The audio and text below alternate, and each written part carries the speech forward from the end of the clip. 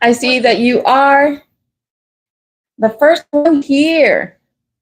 At least I don't know if you're still watching. You don't see anything?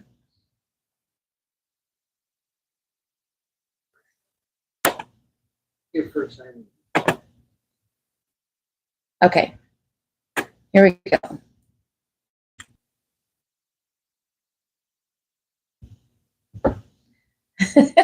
Okay, how's that? How's the audio?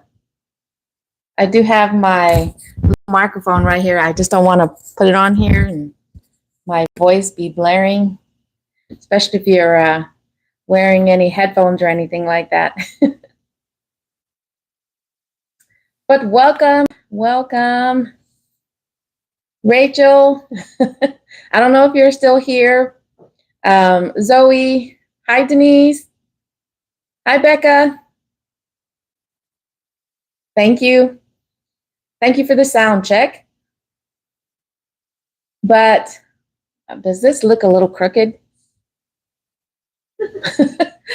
My phone looks a little crooked on the holder, but welcome to my first official Tuesday Talks.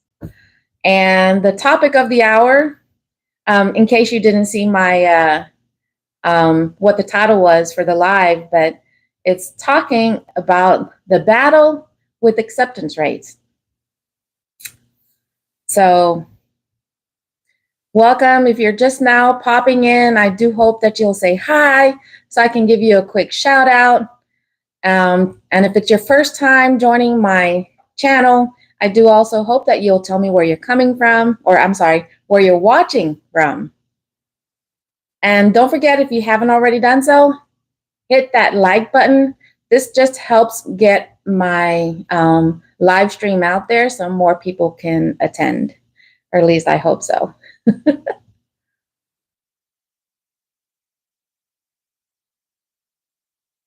How's everybody's week going so far?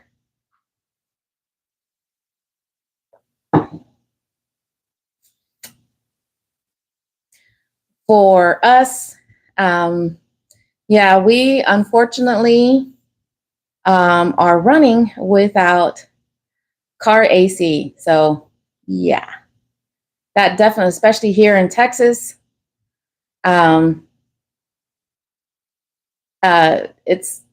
been now that's been a battle of trying to survive, and it's not even summertime. And on the upside, it just went out this past Saturday, and hopefully we can get this fixed very soon.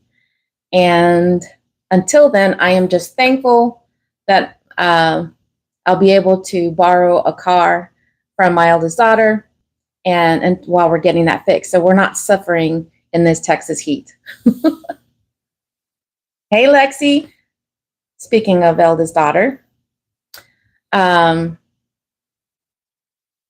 But again, like I said, if you're just popping in, thank you so much for joining my live. And if you're watching this as a replay, I do hope that you'll continue to watch until the end and to see, you know, what is talked about. But this is, as I'll repeat one more time, just in case you weren't here just a couple minutes ago. Welcome to my first Tuesday Talk. And even though I've gone live before, Tuesday Talk is going to be, or at least I'm hoping that I can, you know, stick to that schedule, the day that I'll be doing lives, scheduled lives. And typically they'll be about the same time, every time, 7:30. But you'll know ahead of time because I will try to post it as early as I can. So that way you guys that are supporting my channel, which I do thank you so much, will know and be able to plan accordingly. Checking in from Texas. Hey, Terrence. And every Tuesday, it's going to be a different topic. And this week, it's going to be on acceptance rate. If you're a gig driver, no matter what platform, whether it be the two constant battling of the Uber Eats and DoorDash or Instacart and Spark, Grubhub favor. Being able to, raise your acceptance rate, the struggle to maintain a good acceptance rate definitely has been a struggle. If you are a gig driver and you don't mind, okay, Becca, I'll be here. If you don't mind sharing, where you stand with your acceptance rate. I will tell you that I recently, and I'll be doing a small series on that one, of my battle with raising my acceptance rate. With DoorDash, I'm sitting at a 2. Yes. With Uber Eats, I was just able to, raise it just a smidge today. I'm currently sitting at a 7. And then with Spark, that's also another battle, because although we're not constantly bombarded with the timed offers, so that acceptance rate does fluctuate anywhere from 12%, I think, to I think the highest that I saw it get to was just the upper 20s. Instacart, I'm currently sitting in a platinum. So, and then Grubhub, oh boy. Yeah, Grubhub, that one there, I mean, it does give its random really good offers. But again, because they tend to run the higher miles, at least for in my zone in running Grubhub, on average, the offers that have been coming in on Grubhub, at minimum, 7 miles, up to, 20 something miles. So yeah, Grubhub is pretty crazy. So my acceptance rate on that one is also pretty low. But again, if you didn't hear my question, and I really wouldn't mind if you guys shared that with me. If you are a gig driver, no matter the platform, share what your acceptance rate is. Thank you, Denise, for sharing. Let's see. DoorDash, Grubhub, Uber Eats. Well, you got me on all of that for sure. So kudos to you, especially to be able to have a 50 on Grubhub. That's pretty good. That means, I don't know how the offers are typically in your area if they're not high miles. But as I also just said too, I do plan on doing a mini series on showing, because I've challenged myself. At first, it was going to be both Uber Eats and DoorDash, but I'm really, really, really struggling with DoorDash. I don't know what it is with DoorDash here lately, because whether it's here in my home zone or the zones that we visit where we know we can get better offers with Spark, they've been, really bad. They've been really bad with the offers. So I've been doing a lot more declining. And that is pretty awesome, Lexi. 72.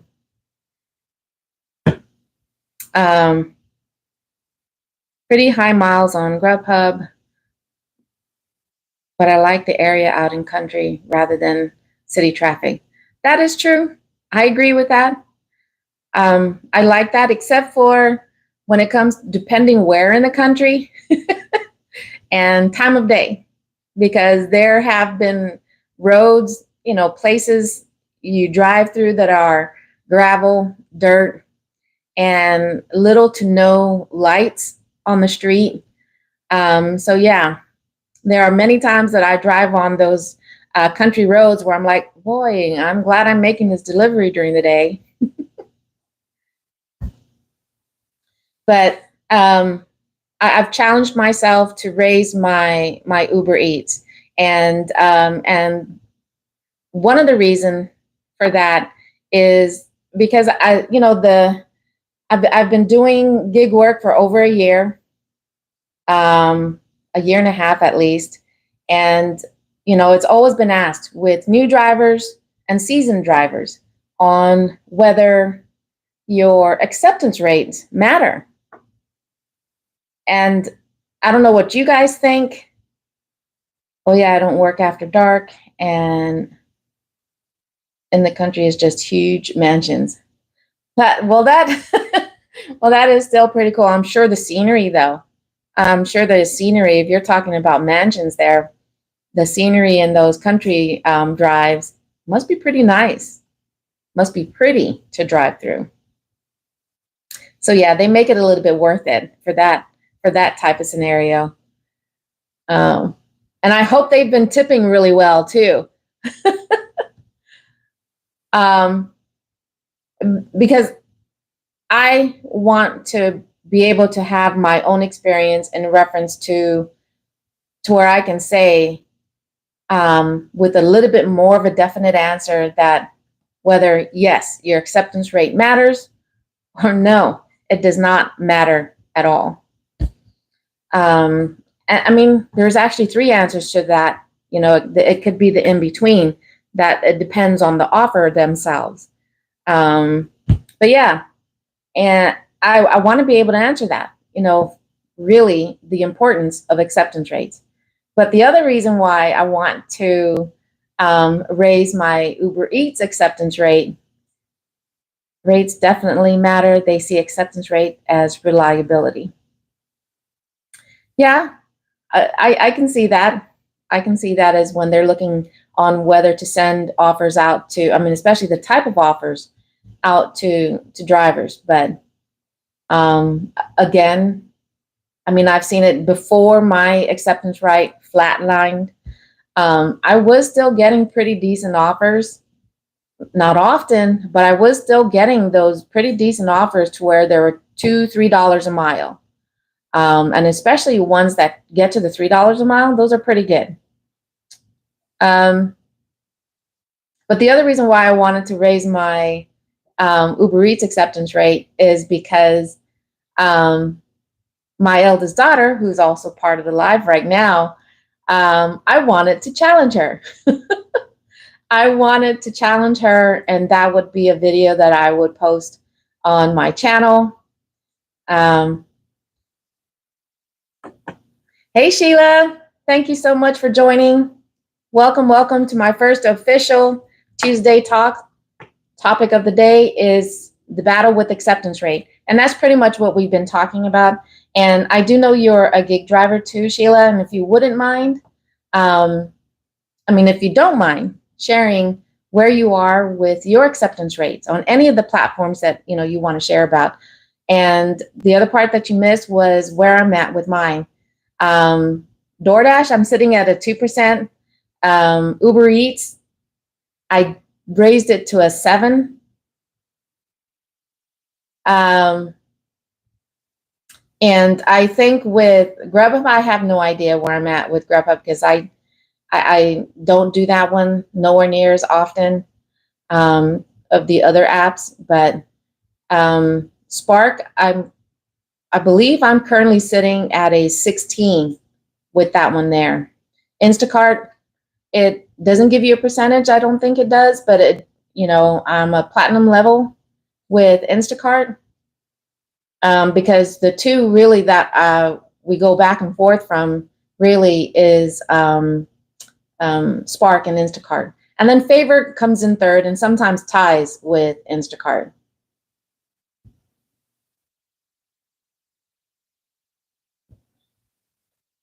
But I was also just talking about that I challenged my eldest daughter because she's also a gig driver, and I know she does Uber Eats. So I set a challenge for her that you just can't exceed 15% cancellation rate with Instacart. Yeah, I'm still pretty low on that one. It's, knock on wood. I think I'm sitting only at a 4% on that one. So that one's not too bad. And I think I'm only sitting maybe at a 2% for Spark for cancellation. And same thing for Uber Eats. I think I'm sitting at a 2% on cancellation for that one.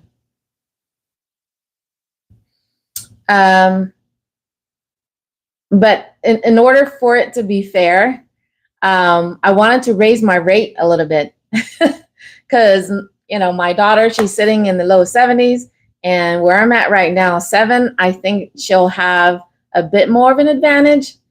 And again, because that poses a question, does it really matter with the, where you're at with your acceptance rate? So, like I said, for me, I wanted to raise it because I want to be able to do that challenge with my daughter, but just kind of like get it to a little bit more of a level ground in reference to our ARs.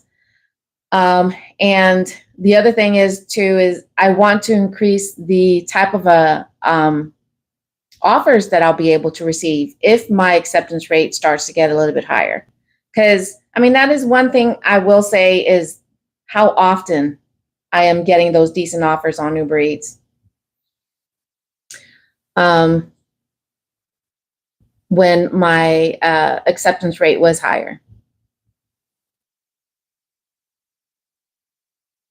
My acceptance rate on DiDi is 77. That is pretty awesome, Sheila. Uber Eats is 22. That's still way better than mine. I had someone pull their tip today. You were tip baited today, Lexi? Ugh, can't stand that. Was it a high tip?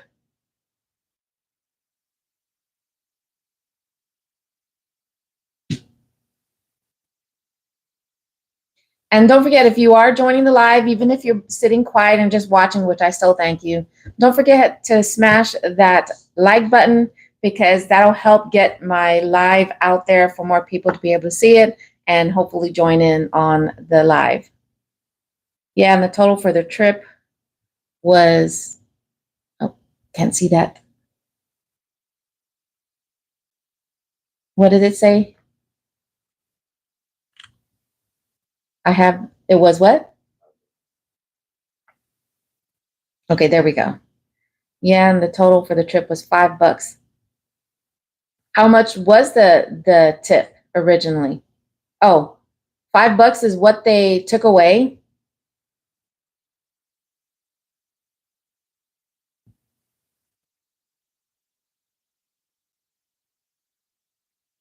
And Sheila, being with and that's probably why I'm having such a hard time with DoorDash, because of the new tier system that they have going on. So, oh, wow. Well, they suck, Lexi. Hopefully it wasn't high miles. And that's another thing that when we remember to do so, especially if you do it often enough, you're going to start getting some regulars. But when you come across any tip baiters, we actually write down their names. We have, that only happened here maybe 2 weeks ago. It was on Spark. No, but I'm going to keep their 7-Eleven next. Yeah, you need to do that. And I'm wondering if it'll make a difference to reach out to Uber Eats, depending on the platform, to where the customer, pulled their tip, to reach out to them to find, to customer support to find out why. Because then if there was no note in there from the customer as to why they pulled their tip, and especially if we explained we did everything as we were supposed to, there was no issues, maybe they can put a note in that customer's profile that, they're a tip baiter. I don't know if that's something that we can do. And if you are a gig driver and you've been tip baited, let me know. Have you actually reached out to support, no matter the platform? And what did they do? Is it something that they make note on the customer's account So that way, if for whatever reason that customer gives any issues to any other drivers, pulling, if it's a pattern, pulling the tip or dropping it, you know, especially if that customer ends up turning around and rates the driver, but yet there was no reason, and giving a bad rating, now that's something I have read about, that they will flag customers. So that way, if they give a bad rating, at least in reference to this part, if they give a bad rating to the customer, because I've seen that happen on Instacart, I'll see the little notation there that a 2 or 3 star comment was dropped because they are a noted, I forgot exactly what it said, but basically they're a repeat customer who likes to give bad ratings. So I'm willing to bet they don't do anything if you reach out to Uber Eats for tip baiting, because they have the option to adjust their tip up to 2 hours after the delivery. That is true. But I'm just wondering though, that's why when we remember, when we remember to do it, writing down the customer's name, and still maybe, and that way, if you get that customer again, and if they do it again, whether they just reduce the tip or remove it altogether, reach out to support and let them know, look, this is the second time this customer has done this. There's no issue with the drop. There was no issue whatsoever, but for whatever reason, they reduced the tip or they removed it altogether. And if it's not something that they can do, I guess that might be asking too much. Who knows? But otherwise, that customer can fall into the, especially if they are a gig tuber. I don't know if I could do that on calling out customers, especially because you have their name, and just calling them out on it and say, hey, quit tip baiting. We work hard for our money. So don't appreciate you taking away your measly $2. Or in our case, when we were tip baited 2 weeks ago, was on Spark, they took away $14. They took away $14, and Spark, you usually don't know until 24 hours later before the tip is confirmed. And lo and behold, I think it was the day before yesterday, because we had wrote down that customer's name, because we take screenshots, and that's for our, because I'm a gig tuber, I take screenshots, but it also helps when we hold on to that information, because if there's any issues that arise, and especially if you hold on to it for a few days, because in cases to where the tips don't get updated for 24 to 48 hours, you'll have that information to look back on, especially if it has the customer's name, because then you'll write that customer's name down. So if it ever happens again, you're like, I don't think so. So yeah, that customer did pop up for another curbside pickup, and we were like, nope.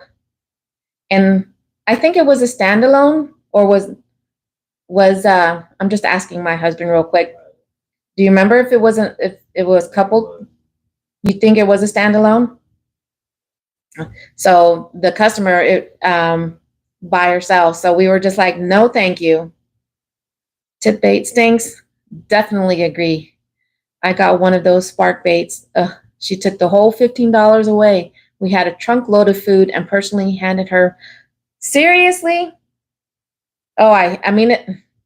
And especially with Spark, you know what? You're not, even though that it's work all around, whether you're delivering, grocery food or restaurant food, you're still working your butt off. But when a customer orders a trunk food full of groceries, you end up meeting the customer like Denise just shared, and then they still pull the tip. If everything goes smoothly and then they still pull the tip, come on. I hope you remembered that customer's name. So then that way you can deny them the next time.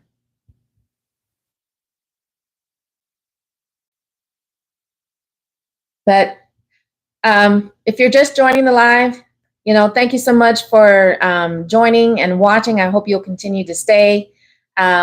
Just let me know, say hi, so I can give you a quick shout out, and then tell me where you're watching from, especially if this is your first time joining my channel. But the live that I'm doing on tonight and for the following Tuesdays is my Tuesday Talks, which will have a different topic every day. Every time I do a live on Tuesday. But to be fair, that's the only one out of 300 orders. Wow. That's very good. I do have to say, out of all the platforms, Grubhub, Favor, Shipt have not. I haven't seen anything, knock on wood. But with, Uber Eats, I've been tip baited on Uber Eats. DoorDash, I don't know. So at the moment, what I know for sure is I've been tip baited on Uber Eats and Spark, for sure.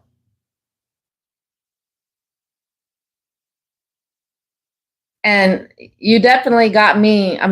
You've been doing, I don't know if you've mentioned this before. How long have you been doing Spark? Hey, Baby J, thank you so much for joining. Where are you watching from?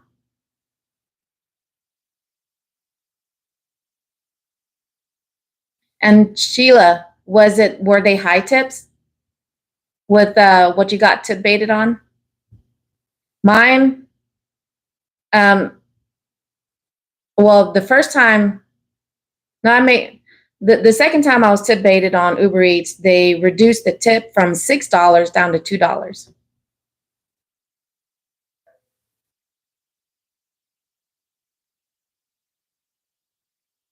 So I think the Spark one, excuse me, I think the Spark one was probably the highest for being tip baited.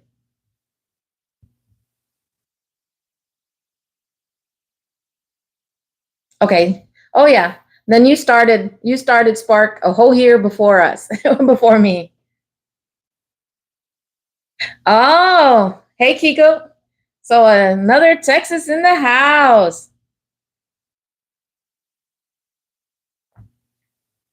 Lexi, that is true. Especially when I can't remember. I don't think they were really high. They took a few dollars off the tip. Yeah, it's not, especially when it comes to restaurant deliveries. It's not like they're high in the first place. So every dollar counts. So being tip baited, whether, they reduce the tip or removed altogether, it affects your bottom line. It affects all our bottom. Your goal and what you're trying to make for the day, make for the week, every dollar counts. Oh yeah. that is one thing we constantly look at, especially on Spark, because when it says bulky item, if we have the opportunity to do so, we look at the items and what they are. If it's just one case, maybe 2 cases of water, that's not bad. But the moment it starts to get higher than that, the most we've ever did, and it's probably going to be the last time, and depending on the tip. My husband, he hurt his back that day. We did 9 cases of water. It's annoying because you feel like you've done everything right, and they're smiling and talking to you and thanking you, and then they take the part of the tip away. And how they can be two-faced like that when the entire time they're smiling and talking to you and being all friendly, and then in their mind they're like, haha, sucker. And then they take that money away from you.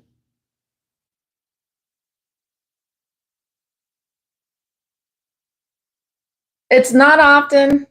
It's maybe 2 out of every 10 deliveries that we see them. And because majority of them are pretty much set up to, leave at door.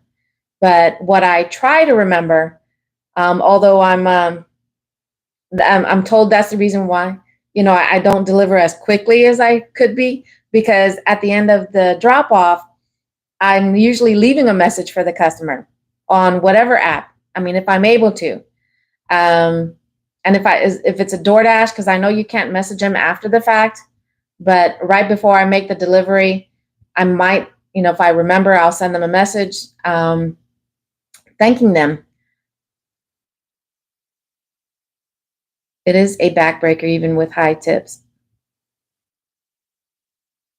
And it took a few days for him to recover from that. So I think because of that, one of those days I did have to work by myself, but that's okay. I mean, yeah, that's why if we have the opportunity to review the items, seeing a case, maybe 2 cases of water is one thing, but once they start getting higher than that, and especially I don't know, in your area or anybody else that's watching, when it comes to heavy, bulky items, how many times it says apartments?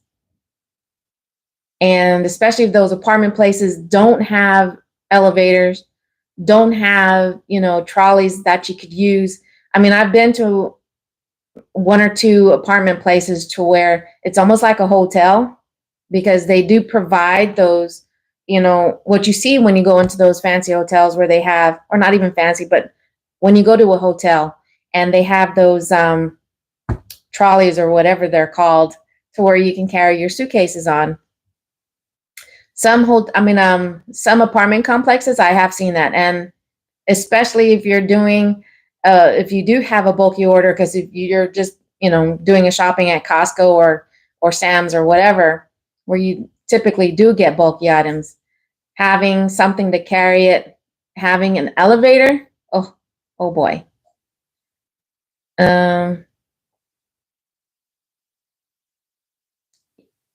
I had a $14 Grubhub tip and didn't even pay attention until after, and wish I thanked them more. But where was I going? Okay. Acceptance rates. I mean, that's one of the reasons why, we tend to choose an offer, is because the tip, and that's the other battle. That's the other battle with acceptance rate. I mean, most of the time, we're quick to jump and blame the customer, because if it's a restaurant order, it's not so much as just what you're picking up from the restaurant. We're looking at the miles, 1, 2 miles. Okay. But once it starts getting up to 5, 8, 12, and the customer is still treating it like it's a 1, 2, or 3 mile delivery. So they're only tipping $2 or $3 or something to that effect. But when it comes to apps, or when it comes to apps like Instacart and Spark, and even with Shipt, because you do shopping orders on that one, and DoorDash, and well, all those apps do shopping orders, but Spark and Instacart are, like Instacart, that's pretty much all you're doing is shopping. And then Spark, it's one or the other. But the amount of, the time you're taking out to shop, and that's probably why those apps can do better, because they pay better. I know the base pay for, at least in our zone, the base pay for shopping is, I might be getting this backwards, but the base pay for shopping is $11, and the curbside base pay is $8. I might be getting that backwards, but that's just the zone where we are at. But that's when we're considering those factors.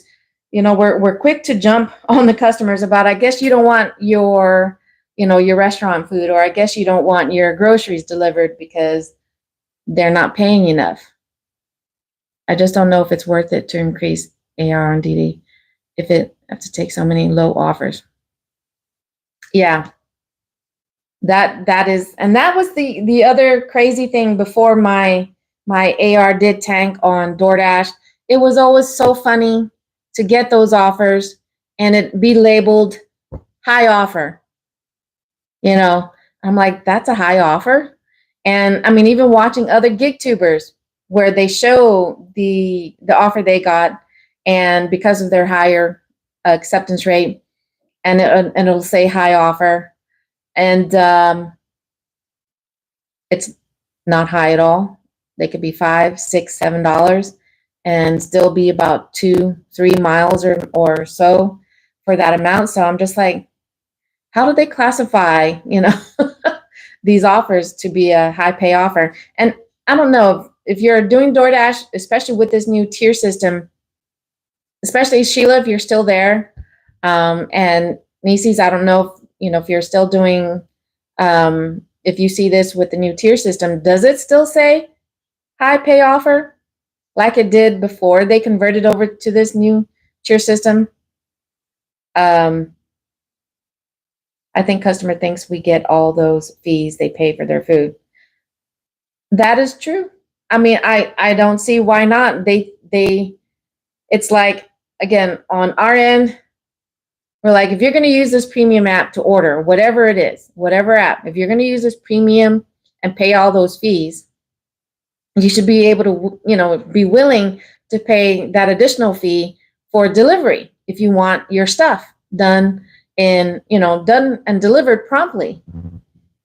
And then on the other end, the customer's thinking, I'm paying all this fee to that company and they're paying you, so I shouldn't have to pay you that much because they're covering it. So we're all pointing fingers. We're pointing fingers at the customers, and customers are pointing fingers at the drivers. And we're too lazy to not want to do our job with the little to no tips.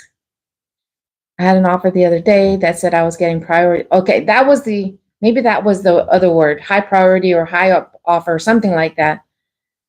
Priority on the order for being a Silver Dasher. And do you see a difference on the offers that are labeled like that from the ones that aren't, Sheila? It was $8 for 3 miles. Yeah, see, I mean, yeah, that is, more than $2 a mile, but do you see a difference in the type of offers you get that are labeled priority or high offer compared to the ones that are not for DoorDash? But ultimately, it's the company. It's the company that, that needs to step up and do better by the drivers. I mean, I know it's wishful thinking, but they do need to step up and do better by the drivers. I don't know. I only took one order that day, and the other I was earned by time. I noticed that I do notice that a lot more gig tubers are talking about doing earn by time. And so I don't know what's going on with DoorDash in reference to that, because at least that way they know they're going to get, they're guaranteed as long as they're dashing for, for that hour, they're guaranteed to make, that minimum amount. But I had DoorDash on the other day for an hour at least, and not a single offer came in. Not even a bad offer. No low offer, not a bad offer. The DoorDash app did not ding once. And as soon as I turned it off, the zone that I was in was lit up red, showing that they were very busy. I'm like, wait, what? If it's busy, why wasn't I getting any offers? I mean, even the bad ones. So I don't know what happened with that. And then I think if it was yesterday or the day before yesterday, I can't remember, but I tested it out briefly, and I had my husband turn on his DoorDash because his acceptance rate, because he since he signed up for it last year, he's only done 3 lifetime. So his acceptance rate was still way, better than mine. It was 30 something. So I said, let's just test this out, turn it on. And because before he turned it on, it showed that it was red. The zone was red, so it was busy. And so he turned it on. And even at a 30 something AR, same thing. He didn't get a single offer. And he said, even if the one came in, he wasn't going to take it. I only do earn by time on lunch shift because our tips are so horrible during lunch. Get some pay for waiting. Otherwise, all I would get is $2 and $3 orders. That is just ridiculous on those type of offers. Huh? Yeah. I'm trying to increase by doing EPT, but they want to send me unsafe areas. Then I'm kicked off. Yeah.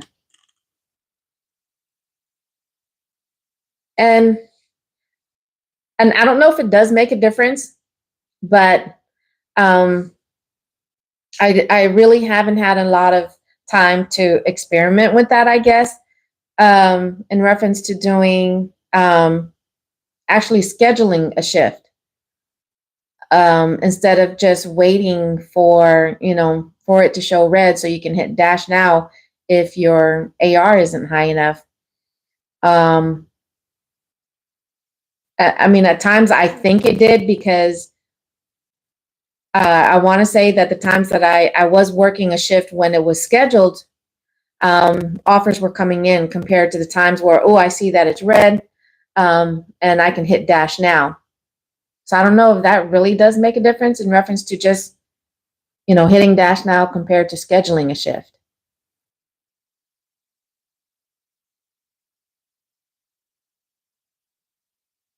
That's right. Sheila does have. So, I mean, for you to be able, at where you stand with your AR, Sheila, I mean, it seems like you should get higher offers, and when I say higher offers, I'm talking about the 10, double digit offers, 10, 15, 20 something for, 2, 3 at the most, especially if it's 20 something dollars, 5 miles. Now those I consider high priority, high paying offers, especially if your acceptance rate is high. But, yeah, I was scheduling, but really fed up with them. Every now and then for Grubhub, and I think you've heard me say this before, but Grubhub has its moments to where they give me 3, almost a $4 offer because, I mean, it'll be crazy, 5 miles for 20 something, and it'll be a shop and pay.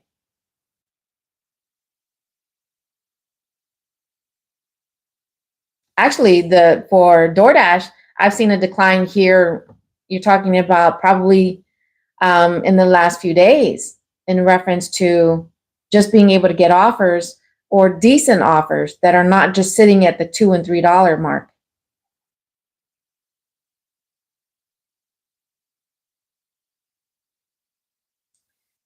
Yeah, people have tip fatigue. They're tired of paying all the fees. I mean, as a driver, yeah, we're tired of being able to see these, no to low tip, offers.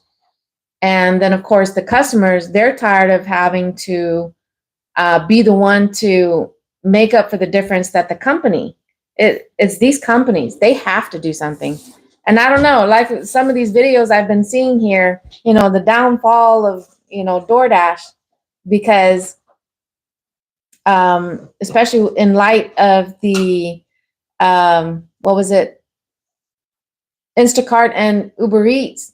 I did a small short video on that topic when that first came out about a week ago. And about a week ago. What are you looking for?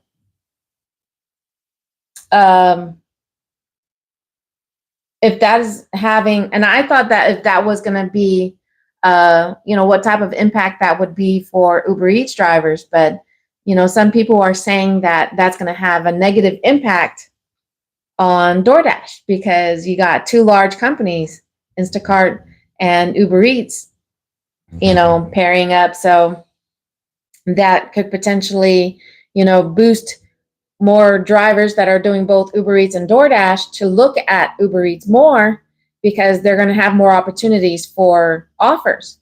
Because Instacart customers will now have the ability to not just place orders for groceries and non-food items, but restaurant orders as well. And this part, I didn't understand why they don't just give it to the Instacart drivers, but it's going to be Uber Eats drivers that'll still be delivering those offers, even though it's being ordered on Instacart. Yes, Grubhub does shop and pay. And I think that's something you would have to sign up for, just kind of like with Uber Eats. When they started doing shop and pays, it would be something that you would have to opt in for. So Grubhub is the same thing. First shift I worked after the tier system into effect was a lunch shift from 12 to 3. I got 3 orders. One of my declined and 2 of them accepted. I made 4 in 3 hours. Oh my gosh.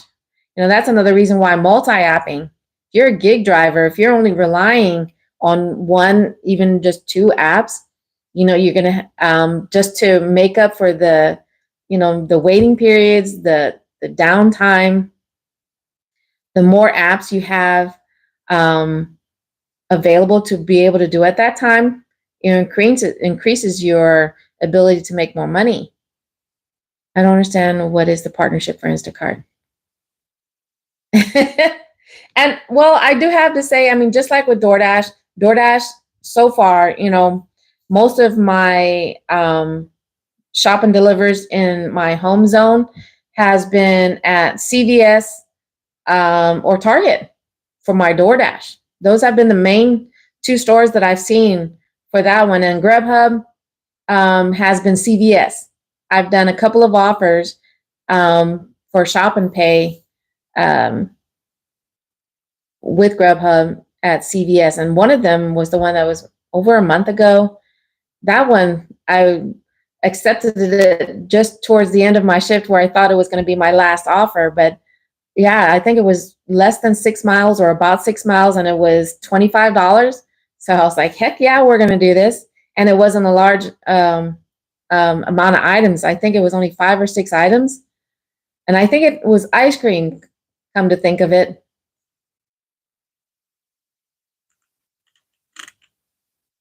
And I guess that's the reason why once I added Instacart and Spark to my list of apps that I do, that we lean towards them more because even the base pay is higher. 8 and 11 for Spark, and with Instacart, honestly, I don't even know what the absolute minimum is for Instacart, because I know, just like with the other apps, it's based on one of the things they look at is how many miles you're going to be driving on that one there. But it's still higher. It's still higher than the restaurant deliveries, though. It's, again, that's the other reason why acceptance rate is such a battle. It is such a battle. And when it comes to DoorDash with their new tier system, that's even making it more of an uphill battle. I don't know if it's because that's the reason why I had such a hard time 2 days in a row, really, of trying to do something on DoorDash and getting little to no offers because of my acceptance rate, being so low. So it's, like I said, it's that's why I titled the topic of the day or of the hour, battle with acceptance rate, because it's a constant battle. But ultimately, really, the battle's with the companies, right? Am I right?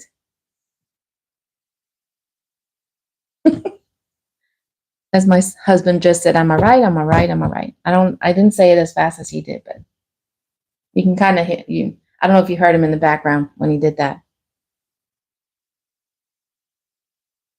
Hey, Maverick. Thank you for popping in. Thank you for joining. I don't know if you caught any of that before you said hi. Hope you're having a good evening.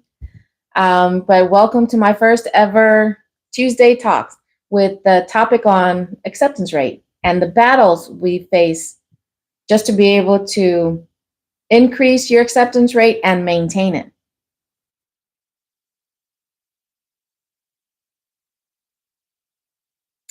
But Maverick, if you don't mind sharing, what is your AR on any of the apps that you're willing to share? Because in case you missed it, for me, and especially with those two, the top two that I'm about to share, that definitely has been a constant battle for months and months, really since last year, battling my acceptance rate. But on DoorDash, I'm sitting at a 2, and Uber Eats, I was able to just raise it just ever so slightly today. And because the day before yesterday, I was sitting at a 0 on Uber Eats, and now I'm sitting at a 7.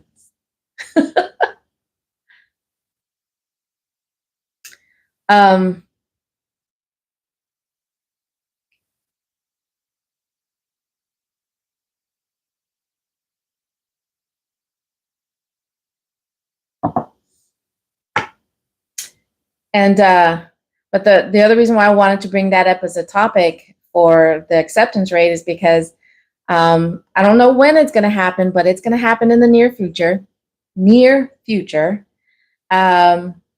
is a battle that I challenged my daughter, my eldest daughter, who also does Uber Eats, and she's actually been doing it longer than me. But she does it more of a part-time basis, but that doesn't matter. She's sitting in the 70s with her AR, and with where I'm sitting at, that's not much of a challenge. So I want to try and raise my AR before we can battle and see who can make the most. And we're going to work in the same zone and see who can make the most. I don't know if it's going to be, 1, 2, or 3 hours to be able to make that. So that's going to be coming to you in the near future.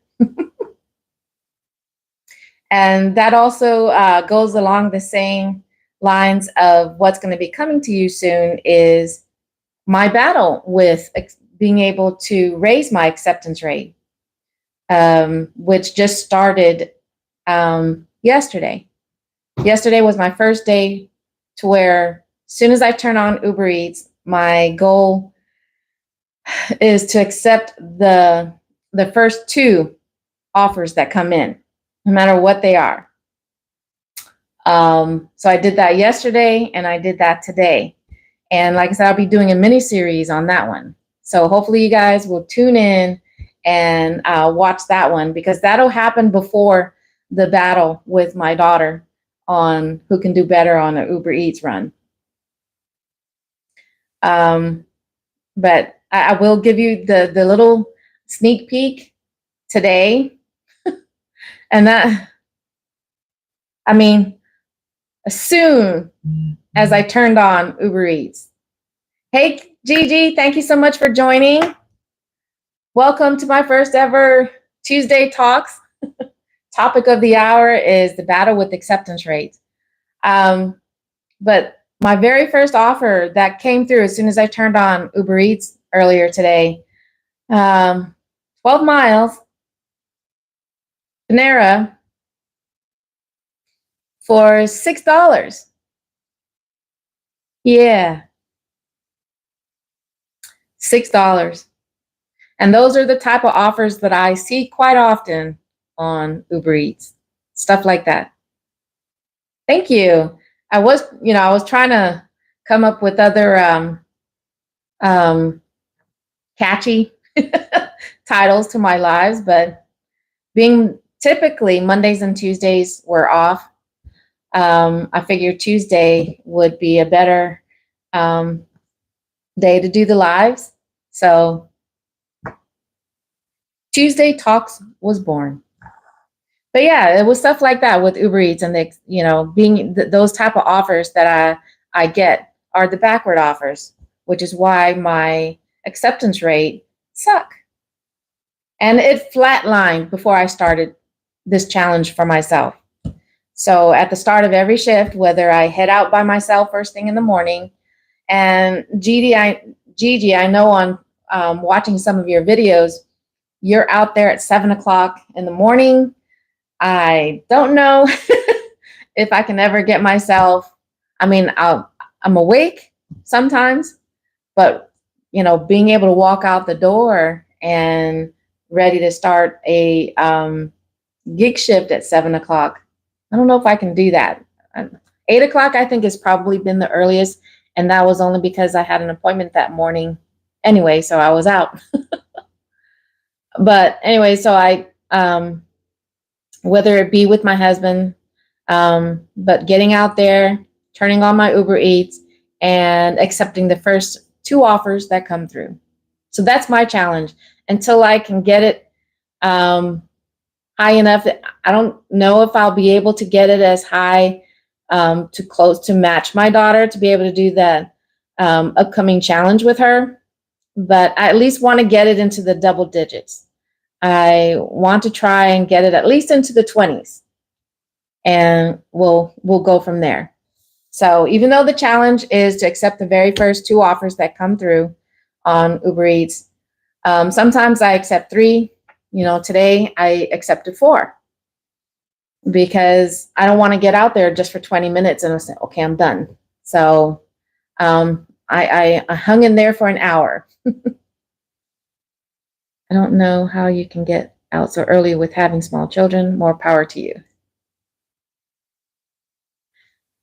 Yeah, I was wondering, so you have that extra motivation to be out there anyways, first thing in the morning. So, but yeah, so, I mean, I've seen other gig tubers talking about 6 o'clock in the morning. Yeah, I don't know about that.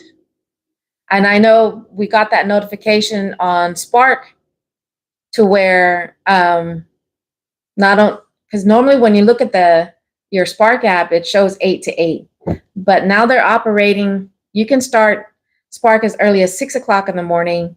And now, because we got a notification maybe a week ago to where you can Spark as late as 11 at night. So for those that are early to rise or tend to work, the night shifts, that comes in handy.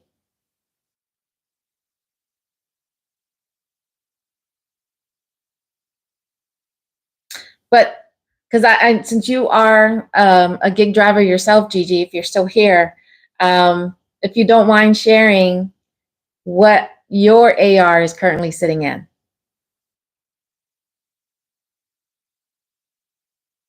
Are you talking about for the 930? Are you talking about for Spark?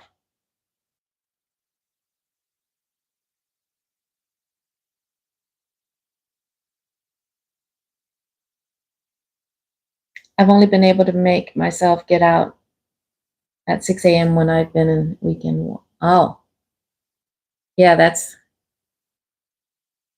still, I don't know.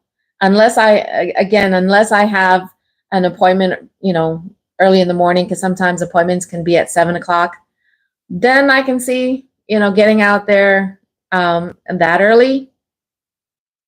My AR is at 25%. I didn't work on it today because I dropped. Woo! Is that something, I don't know if you've mentioned that in a previous video that I happened to miss, but is that something you're going to be doing? I used to go out at 6 a.m. every Saturday, but it's always a hit or miss. Yeah, that's one of the reasons why, other than being, still sleeping at 6 o'clock in the morning, but I guess, chicken to find out if my zone is going to be worth getting up and getting out there at 6 or even at 7 a.m. I mean, especially knowing that what you're going to get in the morning for restaurant deliveries are breakfast items, and breakfast items, cost less than lunch and especially dinner. So I kind of missed breakfast, but changed my sleep schedule to work dinner time while it's.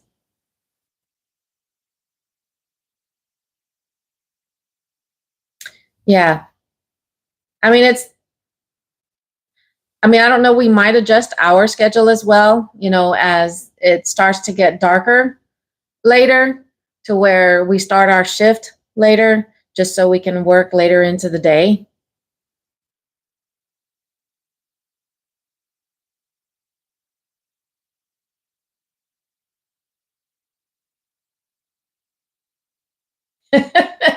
Tell me about it. Coffees, Starbucks. Yeah, makes sense. That makes sense.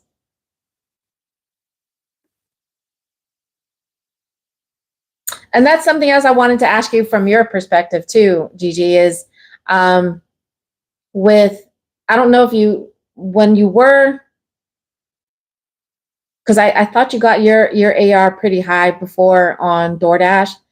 The type of offers that were labeled high priority or a high paying offer or high priority, something like that, what they typically were. Because when my AR was higher, last year, I would get those offers. I mean, even when I was sitting at least at 50 something, I would get those that are supposedly priority based on my AR. But again, they would be $5, $6, $7. So, and it would be saying, high pay offer, and $5, $6, $7, $8 is not a high pay offer. I just did a Starbucks today. That was my my third offer of the day, which ended up turning into, because an add-on came in after I accepted it. With high priority offers, they were okay. Because I know last year, which is the long run, yes, it's a high. I mean, I don't, and maybe that's the reason why. Because when I first started doing this more full time last year, and especially when I joined DoorDash, I was accepting almost every offer that was coming through as long as the miles weren't too crazy. And when I first started, my minimum was $5, and then I raised it to $6. And then I raised it to $7 before before I look at the miles, I have to look at the dollar amount.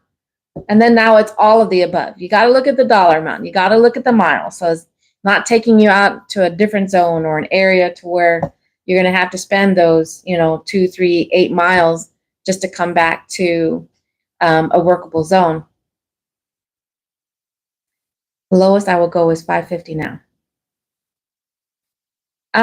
And that was, as I was saying, that was probably my downfall, really, was because, ultimately we have to do and accept offers that make sense for us, to where we're not going to wear down ourselves, our vehicles, using up our gas a lot quicker if we're not paying attention to the miles in the offers that we're accepting. And especially with the amount of time also that we're putting into our shifts. I see gig tubers that are, they just want to get out there for an hour. Or those that are doing those challenges where they're working all day long. My husband and I, we've been doing this together for since October of last year. And we only just recently, probably in this past month, that we made a different minimum goal. Because before, when we did this last year, we were in separate vehicles when he had the opportunity to do gig work. We were working in separate vehicles, but since we pretty much, we're using one vehicle now, we raised our minimum. And it can be quite challenging, but we went from making at least $100 a day to where we try to make a minimum, since there's two of us in one vehicle and we both, have the gig apps, to make $200 now a shift. That's our minimum to be able to make the day worth it. If the $5 order is going 2 miles and it takes you 10, a wait. And that is the other key factor, is the restaurant that, especially if they're notorious for long wait times. So yeah, accepting those $5, $6, $7 offers, even if the miles are low, that's where it can probably make up that difference, is if you're going to a restaurant and you end up having to wait, 15, 20, 30 minutes.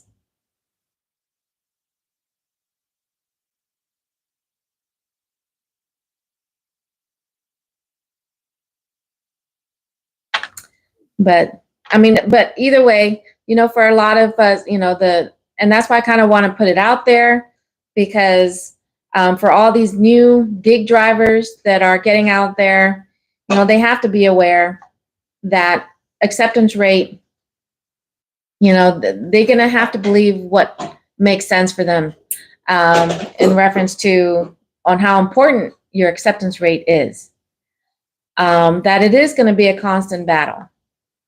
Just as long as you're aware, again, you got to be careful. You got to know your zone. You got to know your areas, your surrounding zones. That way, if you do end up taking a 10-mile order, at least if you know that it's taking you to another area to where you can continue your gig work there, stuff like that. But that's what I want to answer for myself, really, is, the battle with acceptance rates. Does it really matter? Does it really matter on what your AR is? Because I still hear both. I still hear the reasoning for both. When on one hand, yeah, it definitely does matter. And then on the other hand, it's no, it doesn't matter, because I still get these good offers coming through. So, being that I've been but that was only when I first started, having a higher AR, but especially with things changing for all the apps, especially with DoorDash and their new tier system, with the apps changing, can we easily say, yes, it matters? No, it doesn't matter. I don't know, but that's my challenge. That's my battle. And in case you didn't catch it from earlier, I don't think if it's a fast food place, I'll do $5, but for actual sit-down restaurant, you have to pay me more. That makes sense. That definitely makes sense, Gigi, about the sit-down restaurants. I don't think it matters, but if you have low AR, it's probably because you multi-app. And that is true. That's the reason why when I first started, I was focusing on Uber Eats. And I believe I got up to 70 something was probably my highest before I added DoorDash. And so then I was bouncing back and forth. I would have both apps on. And then I slowly started adding the other apps. I currently work 7 different apps, in case you didn't catch that on any of my other videos, but I do work between 7 different apps. When I'm in my home zone, I can work all 7 or bounce between, any one of those, choosing to work 2, 4, I have that opportunity to do so. But in the other zone that we travel to, I pretty much just focus on Spark. I don't think it matters, but if you have a lawyer. It makes sense. Granted, when looking at how much I did when I first started Uber Eats and I was only working it part-time, going out there for lunch, 2 hours, maybe 3, just depending on, how busy it was. And then going back out for the dinner run, same thing, 2, maybe 3 hours. And when I was focusing just on Uber Eats, in 1 week, I can pull in I think I was doing, and I thought that was good at time for part-time work a week, $500 to $700 on focusing on just one app. But then as that started to change, that was one of the reasons why I started adding other apps, because there will be dead times. You're waiting. I think I'm kicking. I mean, that's other than Shipt. Shipt is one of the apps, just like Grubhub, that I can't travel with. And that's why when we travel to the other zone that's about 35 minutes away from where we live to do Spark, Shipt and Grubhub doesn't work there. So that's the reason why I don't use those as much. But I can still use Spark, Instacart, and Favor, Uber Eats, and DoorDash in that spot. But and unfortunately, DoorDash is looking to be one of those apps that could be sitting in the, on the back burner like Shipt, because Shipt doesn't travel. And I do, I had hoped, that Grubhub would change and they would allow drivers to travel. How do you feel about Favor?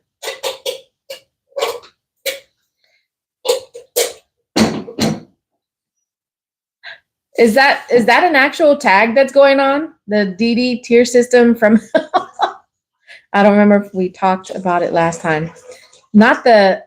Briefly, Favor, the only thing I frown when it comes to using Favor is that it doesn't tell you exactly, at least not always. It doesn't always tell you what you're going to make. You don't know what you're going to make for sure until after the fact. And I think the longest I had to wait was probably almost an hour just to find out, exactly what did I make. I wish I could. Are you still on the wait list for that one? Because for Favor in your area, Sheila.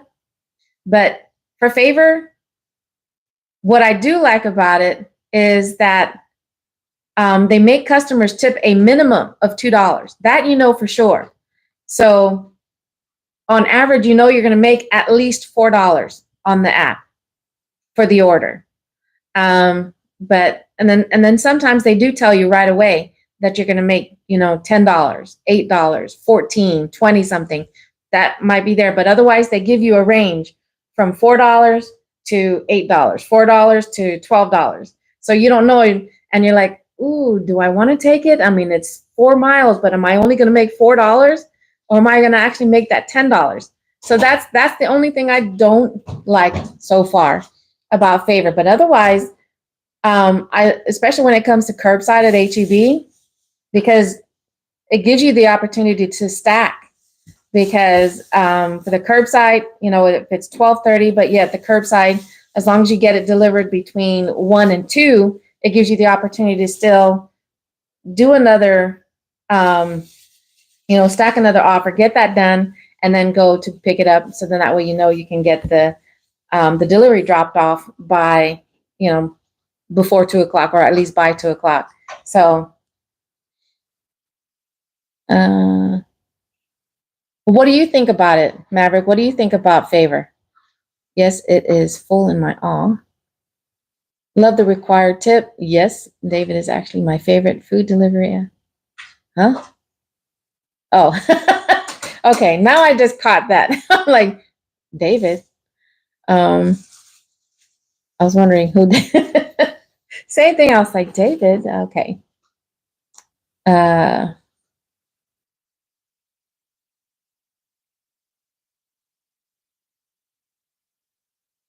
So yeah, when we travel outside of our zone to work on Spark, I do have my Favor turned on, because the times where we're sitting in, sometimes Favor actually steps up and sends me a decent order. So, but I like it. And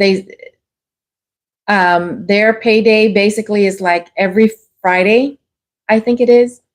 So unless, of course, you do the instant pull, but I think their payday is like every Friday.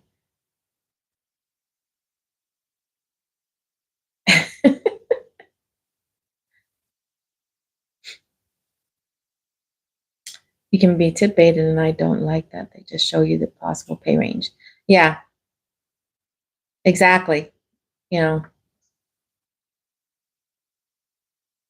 that's again, that's my biggest pet peeve about that one, is you don't know for sure when it gives you just a pay range. I mean, again, I still get those offers that tells you exactly how much you're going to get is $8. Then you know for sure that, and but their base pay is only $2. So that coincides with, you know, like Uber Eats, you know, with still having that $2 base. Hi, Kevin. Thank you for joining my live. Thank you for joining my first ever Tuesday talks. Topic of the hour was battle with acceptance rate. Are you a gig driver, Kevin? If you don't mind me asking and calling you out like that.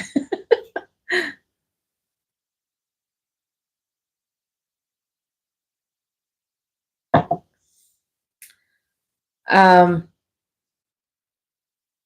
and one of the reasons why I did acceptance rate is this topic is because it's a current challenge that I've set for myself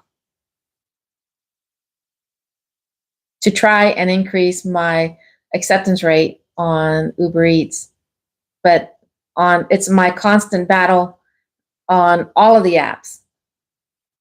And honestly, Instacart is the only one that doesn't, I have to look at it for sure, but I think Instacart is the only one that doesn't give you that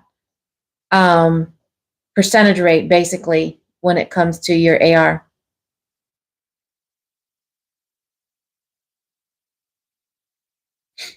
But in case you missed it, if you're watching this, whether it's part of the live, which I do thank you, or even just part of the replay, make sure you hit that like button because it'll help get my video out there for more people to be able to watch and join. And then, of course, don't forget, especially if you are new to my channel, don't forget to hit that the like button, as I just said, but the subscribe, and then don't forget to hit that don't forget to hit that bell so that way you'll be notified when I go live or upload any of my videos.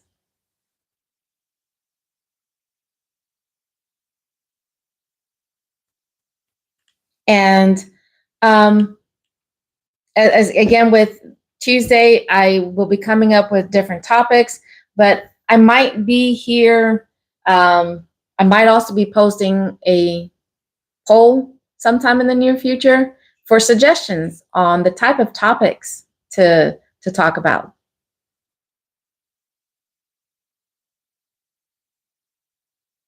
Because the original idea for this topic was about safety, you know, posing the question of, is gig work dangerous? And my husband was like, no, you tend to talk about safety every time you go live. So I was like, oh, come on, because it's always a hot topic. Yes. What's your question?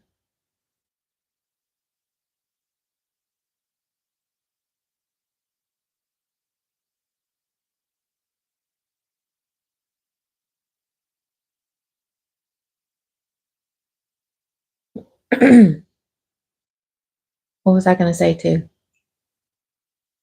Oh, while I'm waiting for Sheila's question to come up, the reason why I wanted to bring up about, you know, if gig work is dangerous is because of the incident that happened, well, this past Saturday. What does that sign you do at the end of the video? And oh, well, thank you for I mean, that's a pretty good question. So this right here, are you talking about this? This right here is shaka, and it's something you definitely see on in Hawaii, but it is also something that you'll see heavily done in any of the tropical islands like Guam, Saipan, even Samoa, islands like that in the tropics, you're going to see the shaka sign. And, it's the way we wave. So instead of saying, hey, it's kind of like that's our greeting, is the shaka sign. It's like our version of a wave, is being able to do that. And half a day, because I am from Guam. That's why you see this poster right behind me. It just means hello. So again, if you ever come across anybody who's from Guam, just tell them half a day. But that it's a greeting. So that's what you say whenever you're greeting anybody, is just half a day, not half a day, not ha, but ha. So it's half a day. And the other thing that I tend to say towards the end of my videos is si ju'us ma'asi. And that's how we say thank you. Si ju'us ma'asi. But that is how, that just means thank you in English. And the language that we speak in Guam is Chamorro. So, but that's also what we're known as well. So it's the name of our language and the name of our people is Chamorro. Well, thank you for asking, though. You're the first person that's asked about, what that means, especially if they're not familiar with the shaka, or when I say half a day or si ju'us ma'asi. But that's what that means. Half a day, hello, or si ju'us ma'asi, thank you. So now you know how to say two phrases in a different language.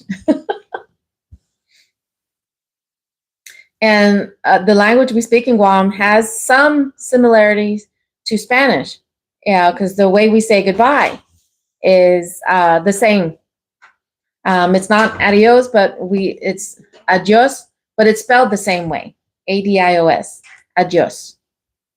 Thanks for that. I like learning about different cultures or traditions. Well, thank you. Thank you again. I'm always glad to share that. That's why in the last live, if you remember that from last week, my channel also, that's why it's called Gig Life and More, because I have cooking videos on here as well. And that is going to be a future topic, really, for another Tuesday talk, is what kind of foods do we cook in Guam? Something like that. I don't know. Or just, what are you having for dinner? That could be the question of the topic of that hour. What was I saying now? Huh? Oh. But speaking of si ju'us ma'asi, for those of you guys that hung in there, and I'm looking forward to a cooking video. Me too. I just have to decide now on what the dish is going to be. Because I don't want to do something that's already on my channel, which I've done dessert and a side dish so far, a couple of side dishes and one dessert so far for my cooking videos. But I just have to figure out what dish do I want to cook for you guys as a live. But thank you guys so much for joining my channel. I do hope that you will support my channel by, if you haven't already done so, hit that like button, hit that subscribe button, so that way you'll know the next time I go live and post any videos, especially with these upcoming challenges and mini challenges that I'll be doing in reference to Uber Eats. So I can't wait just to be able to do that challenge with my eldest daughter and see on who can make the most. And especially because our AR will be quite different. So you guys stay safe out there, and let's get out there. Let's make that money, but make sure we stay safe and get home in one piece. So until next time, si ju'us ma'asi. Thank you for watching, and I'll see you the next time I go live, which will either be next Tuesday, or I might do an impromptu live during one of my gig shifts. But thank you guys so much. I appreciate it. Adios. And it's actually adios estagupa, which is see you later. Until next time, adios for now. Bye. Thank you. I really appreciate the support, guys and gals. Bye. Come back again.